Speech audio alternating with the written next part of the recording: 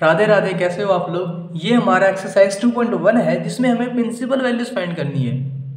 इसे करने से पहले कुछ चीज़ें हैं जो आपको पता होनी चाहिए, तो वो देख लेते हैं एक बार। साइन इनवर्स की यहाँ पे डोमेन लिखी हुई है, एरो के बाद रेंज लिखी हुई है। ठीक है, तो डोमेन में क्या है हमारे पास, -1 से 1, और ब्रैकेट कौन सा है, क्लोज ब्रैकेट है, मतलब -1 भी हो सकती है डोमेन में है मतलब, और 1 भी डोमेन में है। और रेंज क्या है हमारे पास, -π/2 से π/2, मतलब -π/2 से π/2 के बीच की सारी वैल्यूज साथ साथ। ब्रैकेट कौन सा है, क्लोज ब्रैकेट है, मतलब -π/2 भी होगी रेंज में और π/2 भी होगी रेंज में। -π/2 का मतलब क्या है, -90, और π/2 का मतलब क्या है, +90, तो मतलब -90 भी रेंज में है और 90 भी रेंज में है। ठीक है ना, तो ओपन ब्रैकेट नीचे है, ये क्लोज ब्रैकेट है। क्लोज ब्रैकेट समझ में आ गया।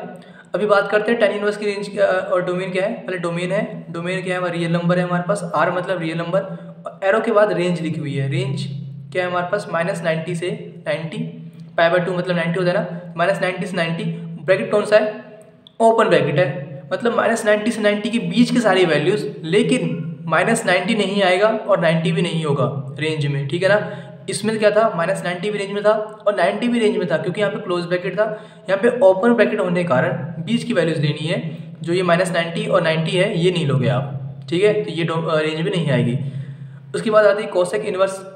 डोमेन क्या है, रियल नंबर, ये माइनस है। ठीक है, रियल नंबर में से माइनस कर दो ये इंटरवल -1 से 1, इसे हटा दो, तो ये हमारी डोमेन में आएगी और ये हमारी रेंज में आएगी, जो कि हमारे पास क्लोज ब्रैकेट -π/2 से π/2 माइनस ये -0, -π/2 से π/2 के बीच की सारी वैल्यूज साथ साथ -π/2 और π/2 भी, क्योंकि यहाँ पे क्लोज ब्रैकेट है, बस इसमें से -0 कर दो, 0 नहीं होगा कभी भी रेंज में। ठीक है ना, तो ये हमें याद क्या करना है, हमें याद इसे करना है रेंज को, जो कि आसान है याद करना, क्योंकि आप देख पा रहे होगे साइन टेन और कोसेक इनवर्स का सेम है। इसमें क्लोज ब्रैकेट था तो टेन इनवर्स में ओपन ब्रैकेट आ गया, और कोसेक इनवर्स में साइन इनवर्स की तरह है, क्लोज ब्रैकेट है, बस डिफरेंस ये है कि -0 है इसमें।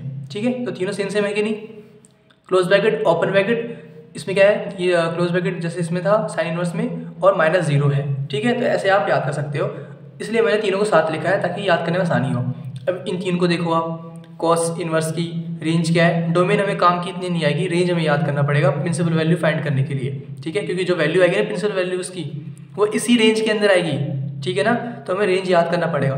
कॉस इनवर्स की रेंज क्या है, क्लोज ब्रैकेट 0 से π, कॉट इनवर्स की क्या है 0 से π ओपन ब्रैकेट, और सेक इनवर्स की क्या है 0 से π क्लोज ब्रैकेट माइनस है, ये क्या माइनस क्या करना है 90, π/2 मतलब 90 होता है ना, 90 मतलब 0 से 180, π मतलब 180 ना, कि बीच की सारी वैल्यूज, और 0 भी हो सकती है, π भी हो सकती है, मतलब 180 भी हो सकती है, रेंज में ये आएगी, 0 भी आएगी 180 भी आएगी, लेकिन कभी भी 90 नहीं आएगी, -90 है, 90 हटा दो। ठीक है ना, तो ये हमारी रेंज है साइक इनवर्स की। तो ये तीनों भी याद करने पड़ेंगे, ये तीनों सेम है कि नहीं, क्लोज ब्रैकेट है इसमें ओपन ब्रैकेट है, इसमें -π/2 है, सेम ऊपर नीचे बस -π/2। ठीक है, तो आप ऐसे याद कर सकते हो इसे, इसलिए मैंने इन तीनों को साथ लिखा है और इन तीनों को साथ लिखा है। ठीक है ना, तो इन्हें याद करना पड़ेगा। और एक चीज़ और ध्यान रखनी है आपको, जो कि बहुत आसान है ध्यान रखना है इसे, साइन इनवर्स -x हमारे इक्वल होता है माइनस साइन इनवर्स x के, टेन इनवर्स -x हमारे इक्वल होता है माइनस टेन इनवर्स x के, और कोसेक इनवर्स -x इक्वल होता है हमारा माइनस कोसेक इनवर्स x के। तीनों सेम है कि नहीं, साइन टेन और कोसेक है ना, जब भी -x होगा माइनस बाहर आ गया। ठीक है, अब इनको देखो, कॉस कॉट और सेक इनवर्स जब भी -x होगा तब pi minus cos inverse x आएगा, इसके केस में pi minus cot inverse x आएगा, इसके केस में pi minus sec inverse x आएगा। ठीक है, तीनों सेम है ना, ये तीनों सेम। ठीक है, याद रहेगा। अभी फिलहाल हमें किसकी बात करनी है, इसकी बात करनी है। क्वेश्चन हमारा ये है जिसमें साइन इनवर्स है, तो साइन इनवर्स इसमें है, इसे रहने देते हैं हम, ये हमारा काम का है अभी फिलहाल, और ये हमारा काम का है। ठीक है, यहाँ पे हमें क्या काम लेना है, रेंज लेना है काम में, जो इसका आंसर आएगा ना इसके रेंज में आनी चाहिए।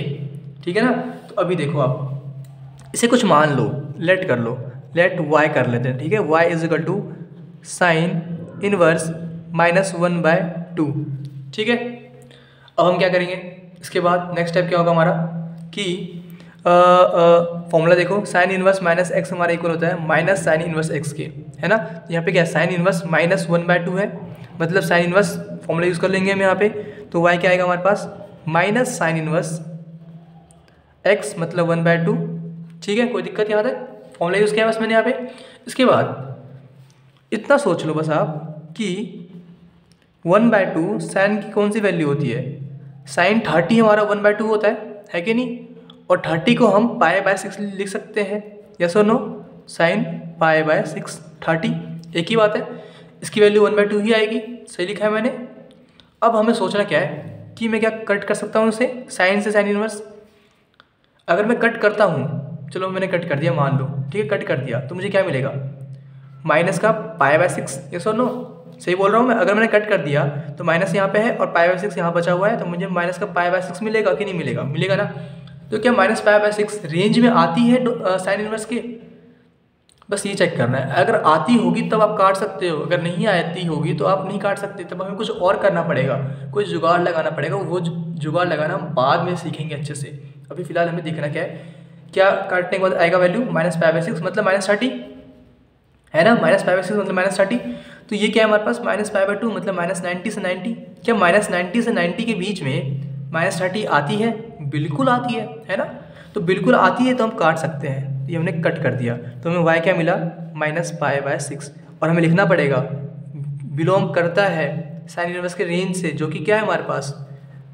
क्लोज ब्रैकेट -π/2 से π/2। और यहाँ पे एक चीज़ और लिख दो जो अपने फॉर्मूला यूज़ किया है कि साइन इनवर्स -x हमारा इक्वल होता है माइनस साइन इनवर्स x के। ये भी लिख देना यहाँ पे, ठीक है। और ये हमारा कंप्लीट आंसर आ गया। ओके।